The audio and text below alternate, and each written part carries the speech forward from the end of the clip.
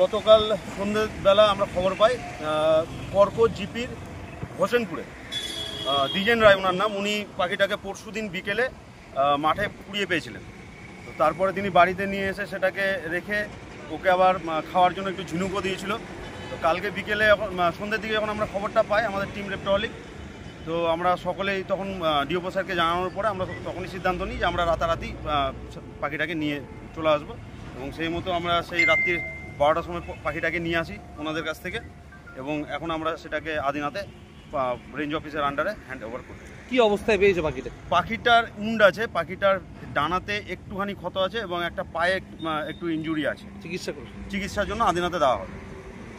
কি মনে হচ্ছে এই ধরনের পাখি কি সচরাচর দেখা যায়? এই সমস্ত পাখি আমাদের এখানে পরিযায়ী পাখি, বসন্তকালে এদের প্রজনন করে নর্মালি, তো সেই জন্য আমাদের এখানে যেহেতু বসন্তকাল এখন, আর ওরা গরমের সময়টা একটু পছন্দ করে, শীত যেখানে থাকে সেইখান থেকে ওরা গরম যে এরিয়াগুলো সেগুলোতে ফ্লাই করতে পছন্দ করে।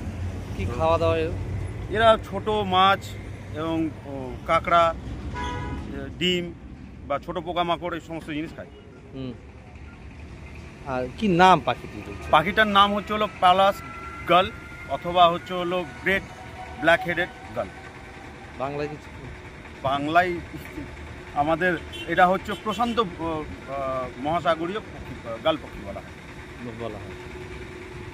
এই পাখিটা তাহলে এখন তুলে দেবে বন দপ্তর? হ্যাঁ, বন দপ্তর। তাহলে এটা দেখা যায় খুব কম।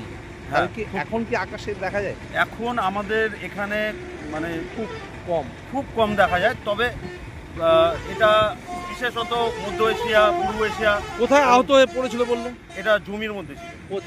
যার জমি কর্কচে দ্বিজেন রায়, উনি পড়ে পেয়েছিলেন আহত অবস্থা। হ্যাঁ, আহত অবস্থা। তোমার নাম? আমরা অভিজিৎ ভট্টাচার্য।